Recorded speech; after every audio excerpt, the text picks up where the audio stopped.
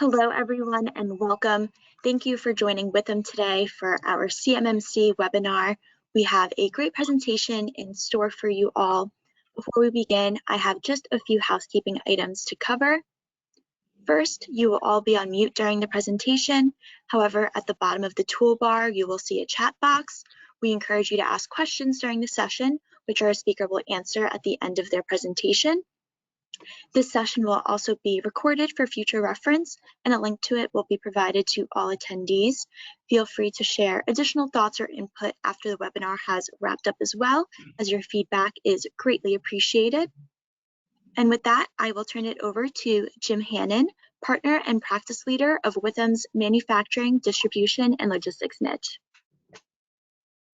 Thanks so much, Alexis, and good afternoon and good morning to those of you on the West Coast of the nation. Thanks very much for joining us today. I happen to be in our East Brunswick office today with a panoramic view of the eighth wonder of the world, the New Jersey Turnpike. So once again, thanks for joining us today. This is an important topic for those of you that are in the Defense Department supply chain. And just to get the acronym out of the way, CMMC stands for Cybersecurity Maturity Model Certification. Nailed it. And my colleague Michael Sipe will introduce a couple thousand of military acronyms and abbreviations during today's seminar. So please bear with us on that front. And for those of you that were on the short end of the Army-Navy game, whether a graduate, a veteran, or a supplier to one of those branches of our armed forces, my condolences to the midshipmen faithful. It was a heck of a game with Army winning 2017. Michael Sipe is a Navy veteran. He has recovered and pulled it together from that devastating loss. Mike, thank you for your service to the nation. And I'm going to pass the microphone over to Ed Keck, who is the service line leader of our cybersecurity practice here at Witham. Ed joined us last year and is well credentialed and has the requisite experience to make sure that the bad actors out there are kept at bay. So Ed, welcome, and I'll pass the microphone over to you. Thanks, Ed. Thank you, Jim, and appreciate the introduction.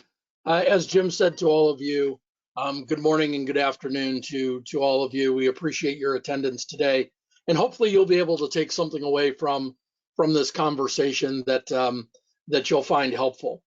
As Jim said, I am fairly new to Witham, but not new to cybersecurity. I am the national practice lead for the cyber and information security practice here at Witham.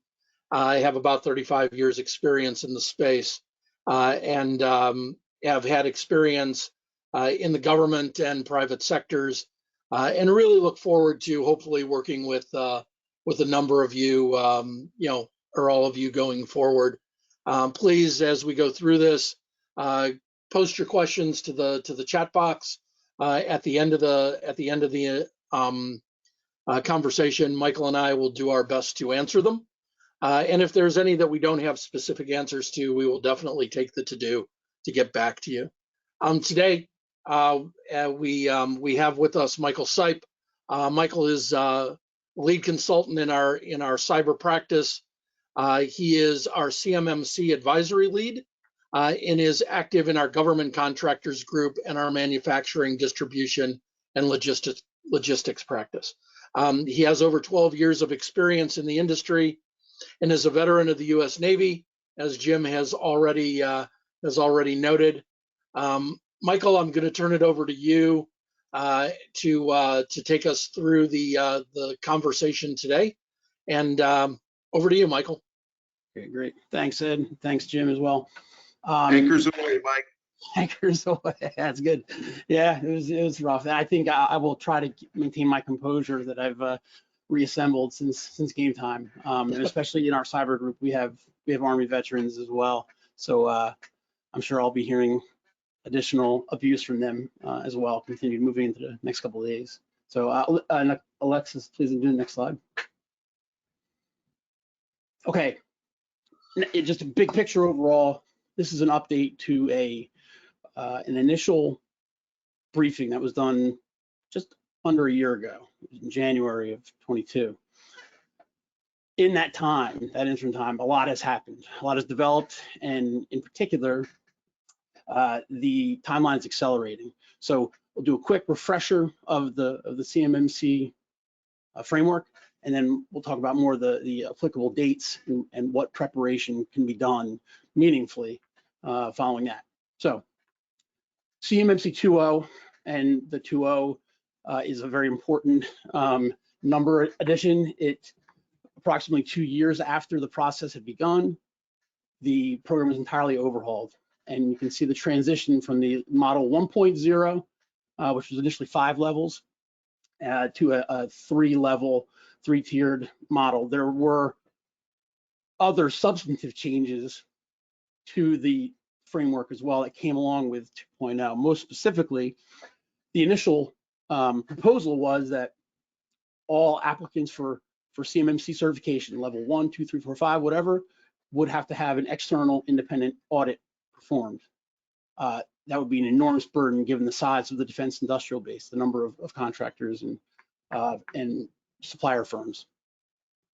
That has changed, and that's probably the big single point to take from 2.0 is if you are a level 1 required certification only, so that's federal contract information, and you do not need to use CUI. And I apologize for the alphabet soup up front. I know Jim also did. I'll probably apologize again, but there's 2 that you really need to know.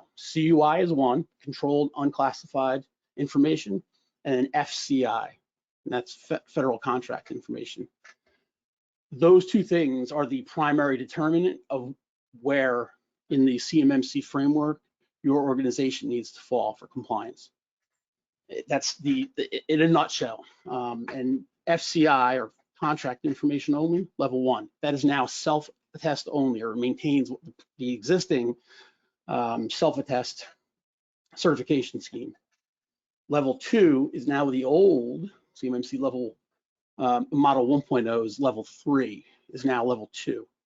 That can be confusing, but the point is that the easy way to remember it, if you use or have custody of controlled unclassified information, CUI, you're going to need a level 2 certification. And then level 3 is still kind of in the works. In fact, very much in the works. It's formative, and there's additional development needed on it, but it's going to be intended for critical infrastructure, large defense contractors, special mission type suppliers, and that's outside the scope of our immediate concern for now. Level 1 and level 2 are the focus here. Next slide, please, Alex.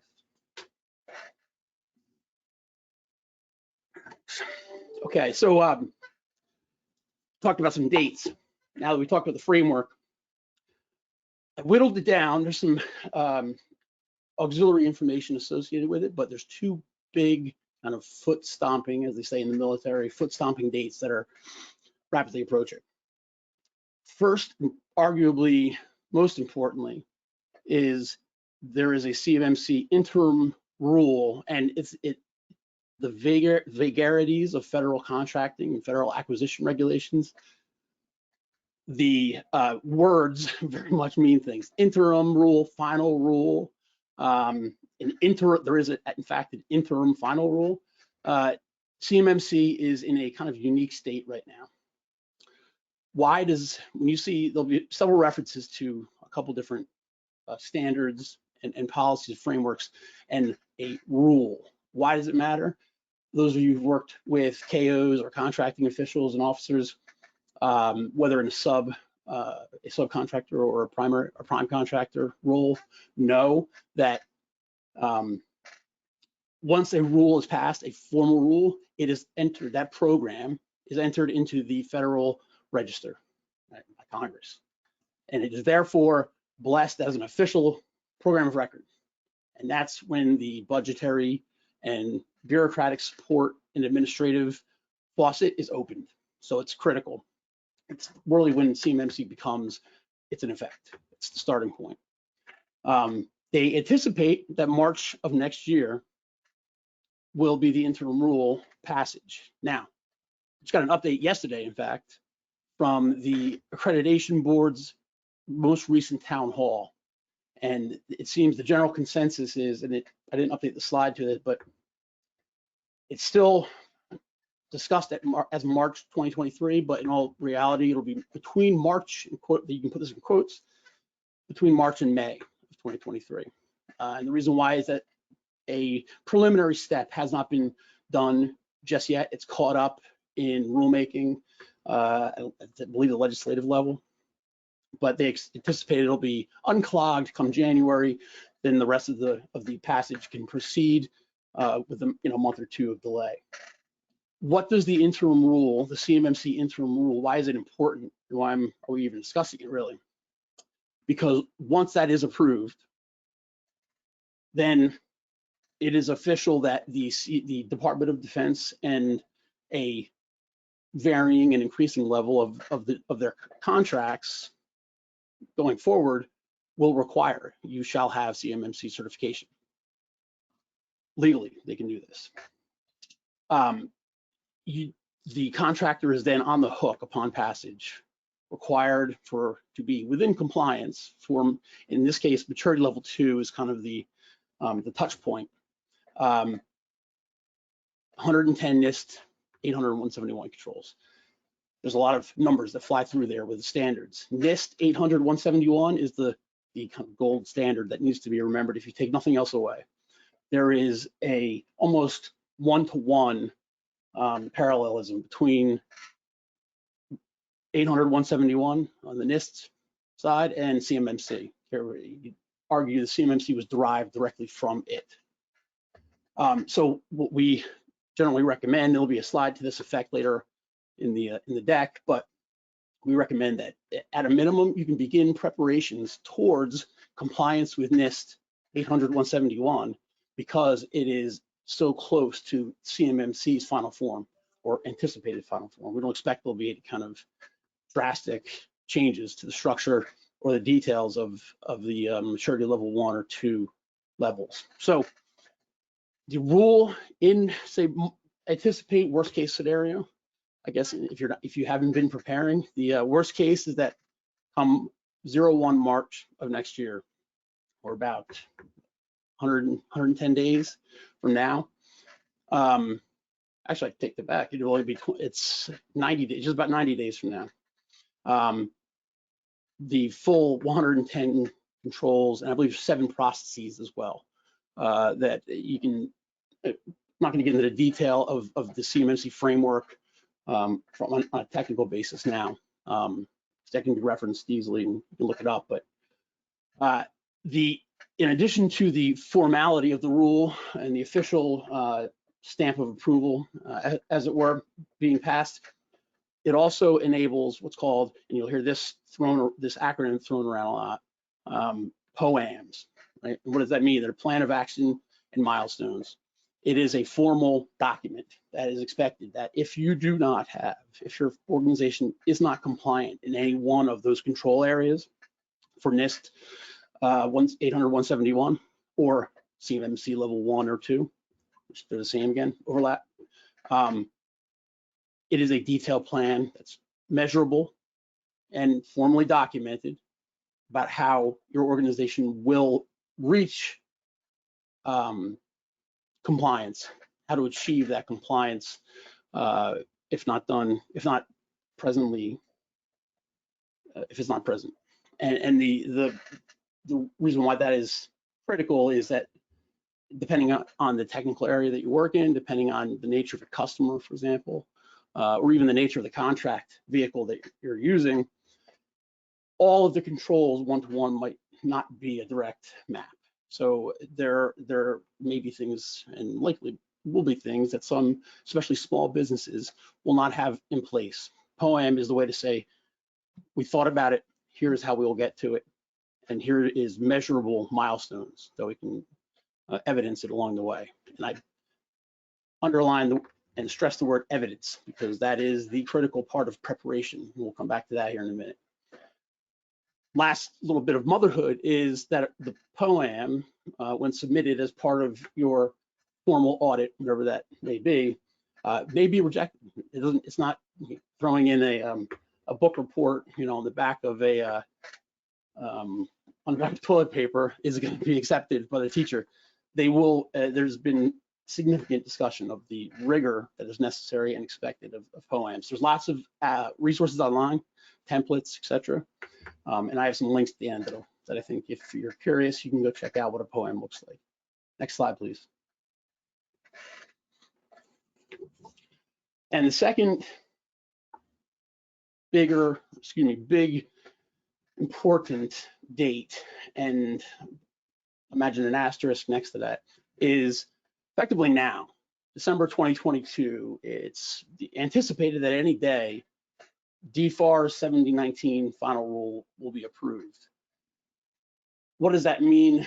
The particulars of DFAR's, the procedural part, procedures of CMMC level 1 are basically an amalgam of, like I said, NIST 800-171 and the DFAR 7019. Presently, contractors must comply with DFAR's 7019. It is evolving as we go. It's going to be essentially, it's anticipated there'll be a handoff, right? A seamless, I'm sure, handoff to CMMC. But when the final rule is approved, that means that all contractors right now, or not right now, upon approval, the instant it is formally approved, will be on the hook for all 110 controls, 171, and an SPRS score, which I think I have an additional slide on later. It's a self-reporting scoring system that is required of all contractors for DoD. For both of these, and why, just to rewind 30 seconds, the DFAR's rule is, I would argue, less important than the CMMC rule approval, but because of the interdependent and amalgamated nature of the two, the DFAR's approval timing will, in all likelihood, impact the ultimate CMMC timing. So if we see a delay, for example, in DFAR 7019 from December into January, February, there may be a corresponding slide with the CMMC approval, but it's not necessarily linear, one-to-one. Something to observe. The last thing is the DoD has taken the opportunity multiple times and multiple occasions and multiple forums through multiple audiences to very loudly declare that there will be a hardline disciplined enactment of CMMC, of the security question in general. And to the point of, there will be prosecutions for contractors who stipulate and or attest that they are at a certain level of security when they in fact are not. And that will be punishable under the False Claims Act. In fact, there is ongoing litigation right now. I believe 2 cases, and there has been about another 2 in the previous 3 years. But that's big because they're typically in the prior 30 years. I don't know for sure, but it's spoken of very sparingly. So there's been more activity in the last 2 years than there has been in the prior 30 of that in terms of enforcement. So something to keep you up at night, I guess. Scare you straight. Next slide, please. Alexis. So what does this mean? Those 2 dates, effectively, say December, say January of 2023 for DFARS, and March, April, May for CMMC, the time is nigh. And now I will caution that's because I said the same thing on one of our very earlier CMMC webinars, and that was during CMMC level, or excuse me, 1.0, version 1.0. And then the entire program was overhauled. And at that time, it was, and it's the way federal contracting works. And for those of the viewers who are involved with it, even in an auxiliary way or a collateral way, that's the way things happen during federal acquisitions. And it was nearing a point of criticality, but the Senate had an investigation. They determined that the onus was too big on small businesses. And so the program was overhauled. 2.0 emerged, and now we've had a year and change since that has happened. That time is now, the hatches have been battened, and they've gotten the ship all squared away for battle. And by they, I mean the CMMC management leadership. So it's going to happen now. And the DoD in general, the defense enterprise at a national level will not wait while continued cyber attacks happen. It's embarrassing on multiple fronts. And at a bottom level, at a fundamental level, it is a critical threat to and vulnerability to our national security. So CMMC is going to happen because a security standard must be implemented. Because these dates are with, say, 1 to 6 months, you're talking about, that means ideally you've started preparation for your audit or to be within compliance and then ultimately audited and certified already. If you have not, bold, caps, 35-point font, start immediately. That's not just my emphasis. That's pretty much everywhere you see, including defense.gov, have that same kind of a sense of urgency. And that's the biggest point. Now, the support community for CMMC, and this is what the bottom parts of the slide is referencing. There has been a slower ramp up in the number of qualified audit organizations, right, firms or auditing organizations, and individuals, actual lead auditors, qualified lead auditors. That has now been formally solved, and it is accelerating. That's the I think takeaway. There is a small but very growing and increasing community of assessors to implement level 2, and ultimately in the future level 3 assessment audits. So if you are a maturity level 2, CMMC maturity level 2 compliance requirement firm, if you use that CUI, controlled unclassified information, even in an ancillary way, the details of it, I'll leave to your products and your services, but even as a sub, if you're directly feeding or interacting with a larger system integrator, for example, a system of systems, anything that is at a CUI level, maturity level 2 is almost certainly going to be what you need to be compliant with. There are an estimated 80,000 plus small and medium businesses in the DoD industrial base that will require a maturity level 2 certification.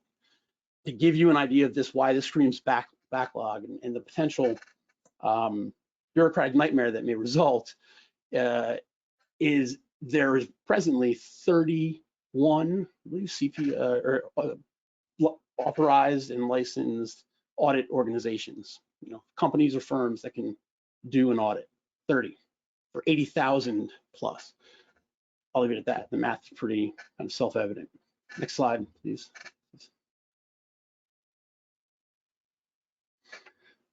This slide I thought is great, and I put it in here for a reason. This is from a recent Amazon GovCloud presentation webinar by a senior CMMC official, and it was basically discussing the status of CMMC, much like we are here. And this slide, I think, does a great job of summarizing.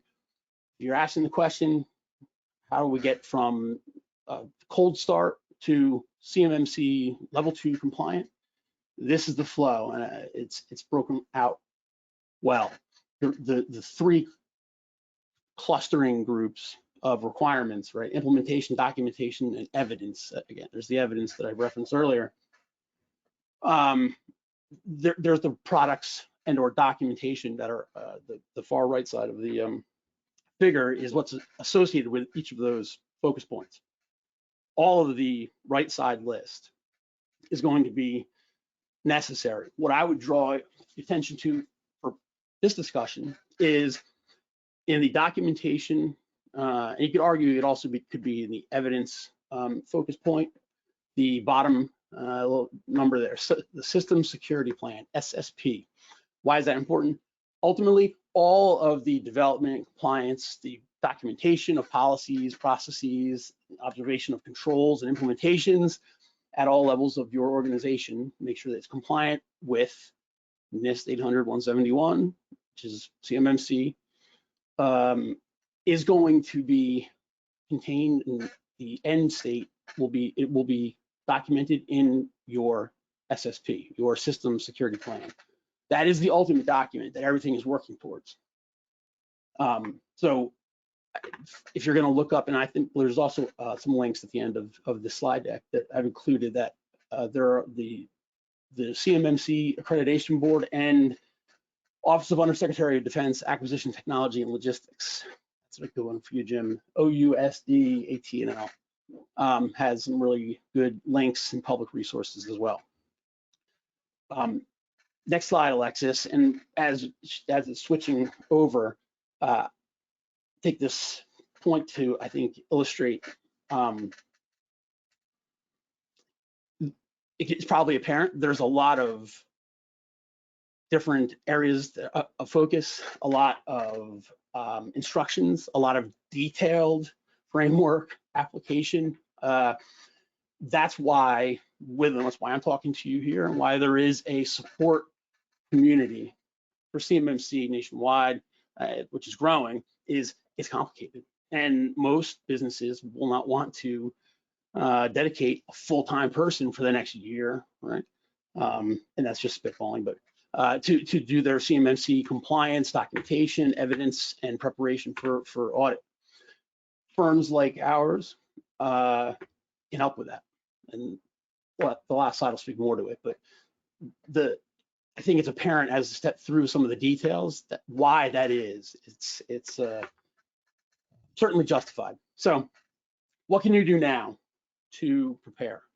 Ideally, this has already been begun, but these are the most kind of appropriate focus areas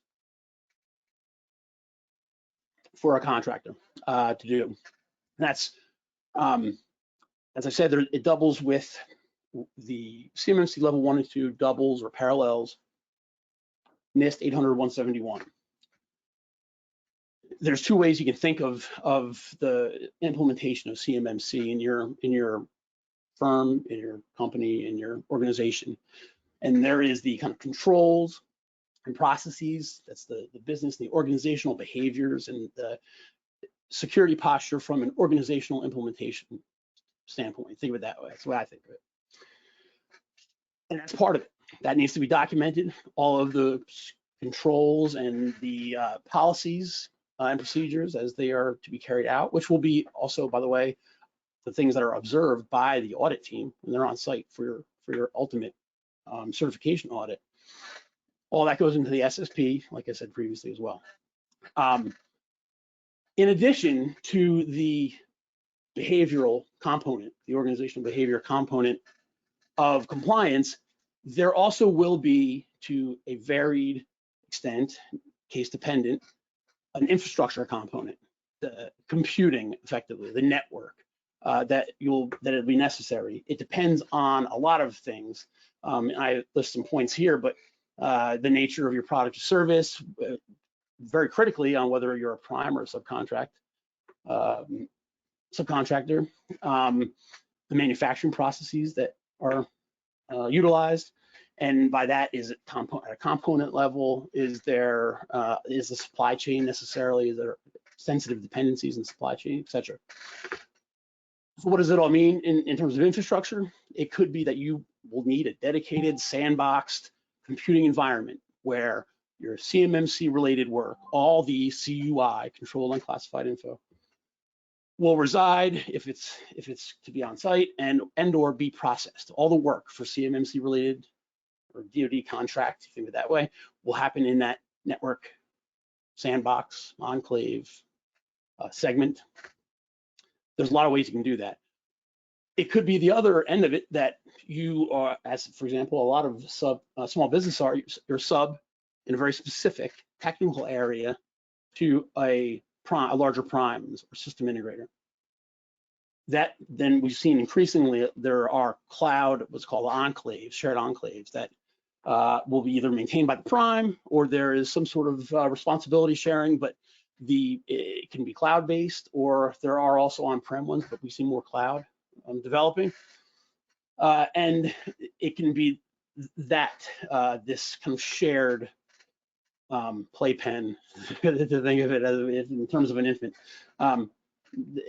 It depends on the details of it, but so just from the big picture is two things: how your firm, your business's posture, and are you secure? Do we act secure? Are our processes and policies in line with that, and in line with leading practices? And the component of the infrastructure component. Do you have a safe network and operating environment to operate with the appropriate level information covered by CMMC? That's the gist of it. Next slide, please. So this is just an example. In the bottom half of the text, I apologize, it looks pretty busy there. That's not something that needs to be necessarily scoured over right now, but it's an example of how you can begin gathering evidence, and also at the same time, something like this is a good leading practice to get to do if you don't already employ a certificate of sanitization. There's an official NIST approved and issued certificate of sanitization, i.e. this is when you have either removable media or the like that is to be destroyed effectively, or the information sanitized, leave it at that. It must be appropriately documented. It's very simple to do. Form is already done for you. Begin implementing it. And a simple reference in your policy or plan accordingly saying all CUI shall be sanitized in accordance with NIST standards. And you can see the details down the bottom, Appendix G, and you can display or you can evidence use of a form like this to the auditors. That's how a firm's going to pass, right? And that's kind of it's a building block approach. Begin to do something. I use this as an example only, but it's a hand waving argument. But it's something to begin working on if you don't already. And ultimately, it's going to make you more secure. It will make your organization more secure to be disciplined and methodical, particularly with sensitive information. Next slide, please. So the other thing, I apologize if I'm saying so a lot. I hate starting off slides. So what the other part of preparation, or another component, which I believe is important, is to get organized if you aren't already. If you have the luxury and the latitude to assign a dedicated resource to CMMC within your firm, and your revenue levels and business level of effort is appropriate for that, awesome, great. But there's a lot who don't. And like I said, it's in addition to all the costs associated with preparation, the large part of that cost will be opportunity cost, as accountants, our fine colleagues at Witham Smith & Brown on the tax audit side, Jim, in fact, and in business finance terms, opportunity cost is that the amount of time dedicated to simply tracking, managing, and correcting where necessary CMMC related items and conditions. If that time could have otherwise been spent making money in your an execution of daily operations, that's cost. So there are tools that can help if you choose to begin preparation and pursue preparation for assessment alone without a support firm. And that's appropriate for a lot of small businesses. It depends. There are tools that can help make it easier for you. And in particular, I have a couple examples here. This slide shows a excerpt from Summit 7's very popular compliance tracking and management system, basically. And I have a screenshot of another one in the next slide, which we'll get to. But these are great for a couple reasons, but most importantly, in my opinion, is that they break down every one of those 110 controls, if you recall, right, from NIST 800-171 and what will ultimately be CMMC for maturity level 2. All 110 controls are broken out individually, and there's kind of a real world, plain English description of what that control refers to, the number of requirements, et cetera, et cetera. You can see some of the details here. It's great. And it's the first way to begin eating an elephant, as they say, right? Is how do you eat an elephant? Is bite by bite. This is how you do it. How do you become CMMC compliant with 110 individual security framework controls? Control by control. And this is the tracker that helps. And there's a lot of additional supporting data visualization, capabilities as well.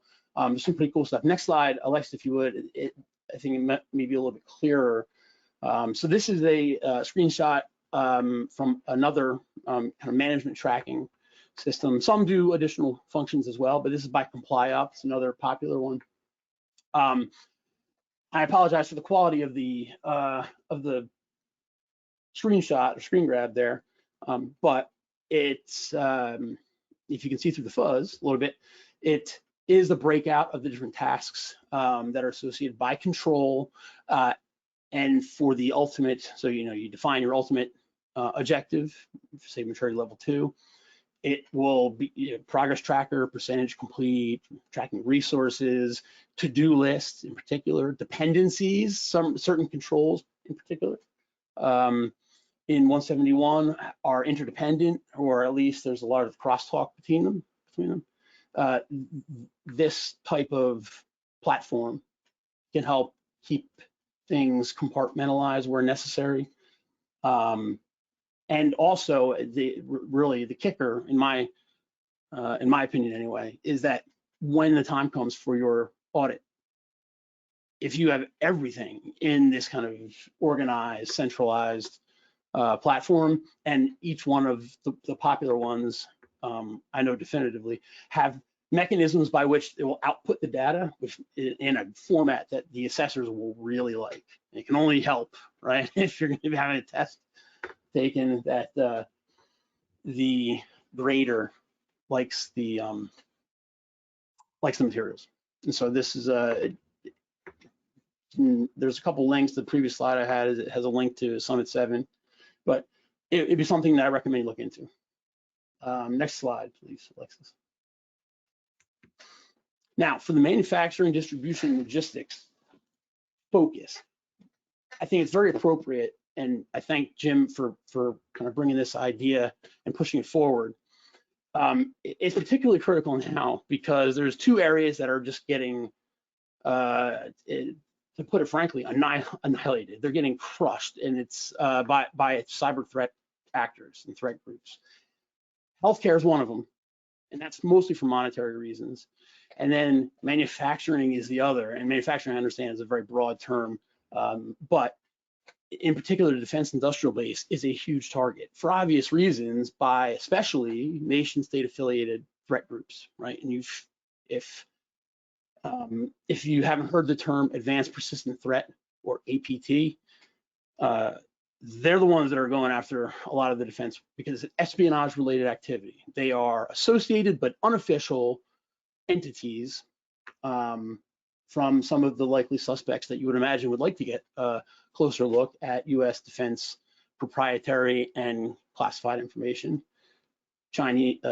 Chinese People's Republic Army, PRA, and Russia, big one. North Korea is one, Iran. Anyways, that's where a lot of the activity comes from, particularly in manufacturing. Also, kind of a corollary to that is if you are manufacturing or in direct support of what is now deemed formally by legislation critical infrastructure, quote unquote. And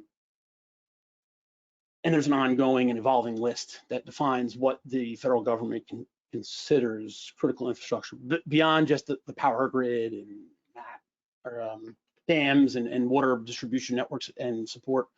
It goes to a second order it trickles down to a second order of organizations beyond just the immediate power company, power distribution support items that you hear on the news a lot. If you are associated, and a lot of the small businesses in particular, the reason why I bring it up here is if you are doing software development for SCADA controllers, right? So the industrial kind of PLCs, if you remember programmable logic circuits, Stuxnet, right? It was the attack against this very specific Siemens PLC. If you are supporting a industrial infrastructure, which is part of a critical infrastructure designated area, there's going to be additional threat actor attention on you, unavoidable. And the CMMC community knows this, and so I think there'll be appropriate attention paid to manufacturers in the defense industrial base, and particularly manufacturers associated with highly sensitive products and programs. I'll leave it at that. Next slide. I think it's APTs. Yeah, this is just a kind of bit of an eye chart, but it's about a year old now, but it's still valid, legitimate summary of some of the main advanced persistent threat groups. The nomenclature that you see, some of the interesting ones, there's APT and a numerical designation, right? APT 27, you'll hear that referred to probably most often. APT 38, APT 29, APT 39. They also have, and depends on the security organization that is doing the designation, and some of this is competitive between the FireEye, Mandiant, or any number of other, or if it's a government designation. But you'll hear alternatively, for example, APT 29 is a very high profile threat group because they are the ones who it is attributed that they were they executed the SolarWinds Orion attack, right? Sunburst is the name of that attack, and its related phenomena is generally referred to as Sunburst event, January, December of last year. Huge and enormously impactful event in the history of cybersecurity. I think in the business sector in general, it's one of the epochal defining events. I really do think that, not to speak hyperbolically. These APT groups are the ones that pulled it off. APT 29 in particular is, you'll hear the name Cozy Bear. And there's a couple other also names, but the most often APT 29 or Cozy Bear. And they are directly related with and correlated to. Attribution is made and I believe formalized between APT 29 and Russian FSB. It's their Foreign Surveillance Intelligence Directorate. So cloak and dagger stuff. But anyway, the point is that you'll hear these names, and the reason why, it's the last point, why it's important, I think, in particular in manufacturing, but in a broader sense as well. Each of these threat groups, they kind of have not a fingerprint, it's tools that they work with preferentially, right? So they have a signature of their attacks. They tend to follow the same logic chain or attack vectors, target to target. And so there is a very active part of threat intelligence in a preventative nature of hardening the areas if you know that you are in a, for example, a manufacturing sector that is targeted by APT 38, for example. And you can look it up, and there are threat models and open source supporting assets that will allow you to say, here's how we are most likely to be attacked. And if you are doing security the right way and the smart way, really, you begin to prepare those areas first. All else being equal, right? You want to have, of course, uniform, superior security across the board. That's great. But in reality, you have your finite resources that you need to apply. Those are the good areas to target initially and then grow from there. Next slide, please. I'm pretty good on time, I think. There you go. So Jim, yeah, this is what I said. This is a different one, but is Office of the Undersecretary of Defense, Acquisition Sustainment, ANS. This is there's a link, I believe. If it isn't, we'll make sure that the slides, when we do post them, have a link to this. It's a highly recommended at multiple levels resource to, if you are starting cold, right?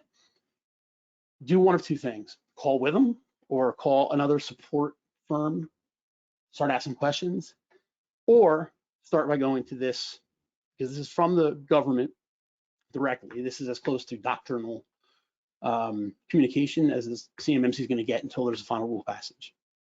And it's a good way to, I think, unfrighteningly start the process. And the top 5 baby steps down the hall, if anybody can tell me what movie that is from, I'll give you extra brownie points. You put it in the chat. Next slide, Alexis.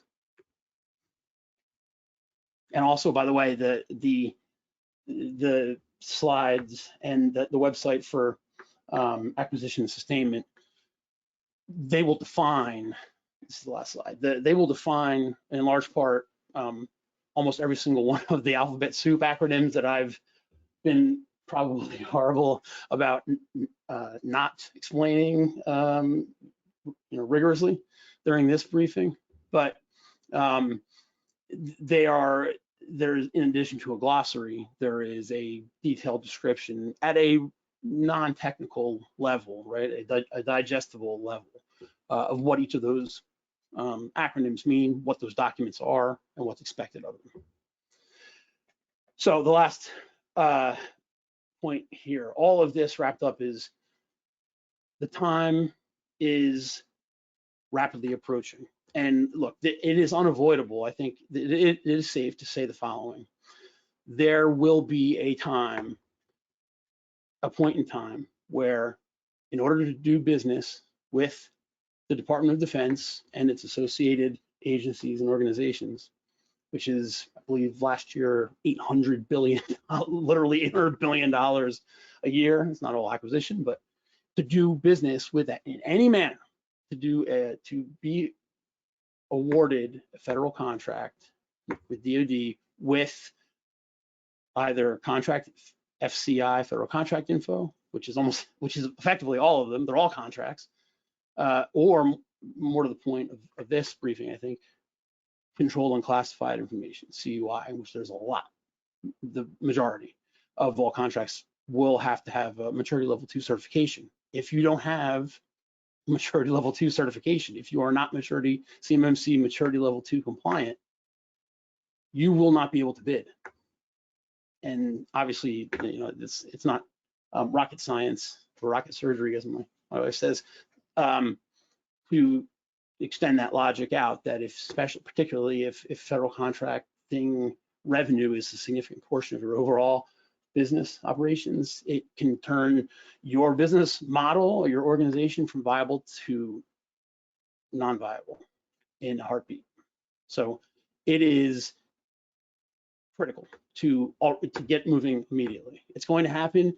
And in addition, the point in time where it will be necessary to bid and be awarded a federal defense contract, it's going to be sooner rather than later, I think. I say that with already, some hesitation because I said a similar thing, and most people said a similar thing before the program overhaul. And then the subsequent 18 or 16-month extension. But because that happened, I feel a lot more confident in saying the time is very rapidly approaching. It is in the final stages of approval right now. That is a legitimate and safe statement. Because of the way things move, you need to get ahead of it. And that 80,000 right plus industrial base members that will require a maturity level 2 audit with a very, right now, small population of people who can do those audits, that backlog, that bottleneck is potentially catastrophic.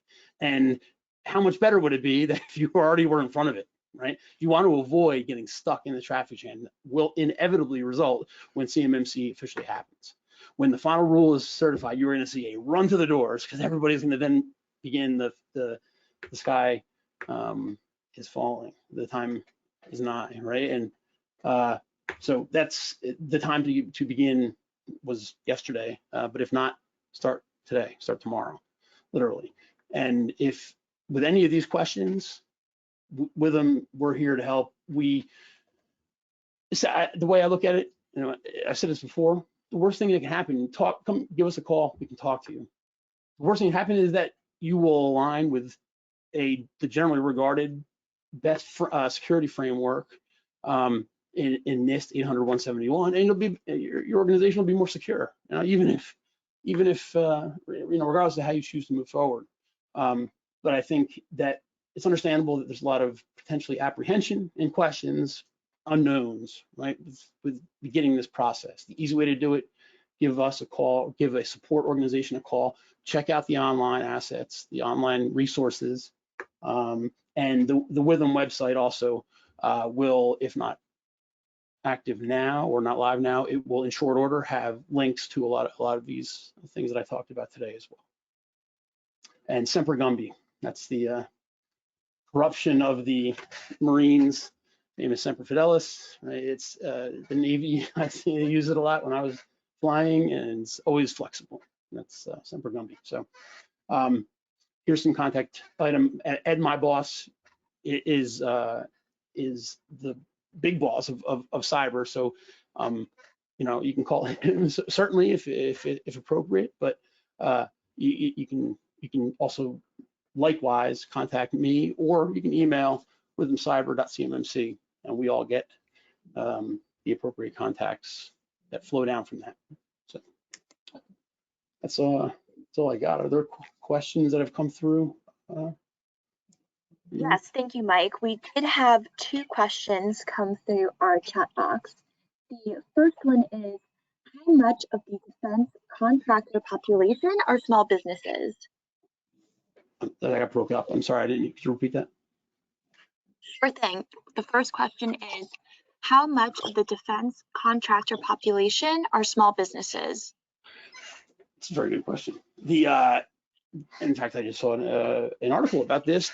Defense.gov, which is kind of the data collation clearinghouse, says that it's just under 70%. So just under 70% of the 100,000 plus defense industrial base is small businesses, and that's not small medium businesses. That's small businesses. It's actually, I think it's pretty impressive. Ask me. That we have such the greatest defense infrastructure that the world has ever known, the most advanced science and technology that support it. And in large part, it's 1, 2, 3, 4 person shops that are specialized in specific areas, and they're applying it in large groups and integrating. It's pretty awesome. I saw it at an execution level, flying in the Hornet, and I was in the Tomcat before that. The F-14 broke a lot, so we really needed a lot of manufactured parts. So I was particularly impressed by the manufacturing base flying that airplane around, I can tell you that. What's there's the second question you said, Alexis? Yes, the second question that came through is, how many CMMC registered practitioners are qualified? So I am the the letters you'll see CMMC RP, and there's a little seal that comes along with that. Oftentimes you'll see individuals who are certified that have gone through the training and the requisite wickets to be a registered practitioner will have that in their signature box. I use it, I think most do. There is, as of this month, I thought it would be more, but it's 2,000, just under 2,000, 1,900 nationwide. And nationwide is kind of, by the way, an implicit statement with this, because one of the kind of core requisites of CMMC is that it's U.S. Defense focused, and obviously, therefore, foreign nationals and non-domestic sources are tricky. So it's 2,000. Mike, just Mike or Ed, any horror stories on prime contractors kind of shaking things up with their suppliers, vendors? Yeah, Jim and Mike jump in here too, but we have already started to see not anyone that we're working with directly, but we have heard from others at a couple of conferences we've been at and symposiums that we've done, where some very large contractors, I'm not gonna dump their names out here, but have started to reach out to their subs that provide to them, that are some of the smaller organizations that Michael was talking about, family-owned businesses, definitely small businesses. And they've said, if you are not, in a position to become certified, or, based on your current level of compliance with NIST, we're severing ties with you. And we've already seen them start to move on from some of their suppliers who are unable to very quickly illustrate that they were aligned to NIST, or that they were ready, or moving down the path to be ready for certification. Exactly. Yeah. Okay. Make examples of them. Okay. Yep, that's exactly it. Any other questions from anyone? Put them in the chat, please. Or I think went pretty good on time. Just 2 minutes shot. I'm surprised. Usually I go long-winded.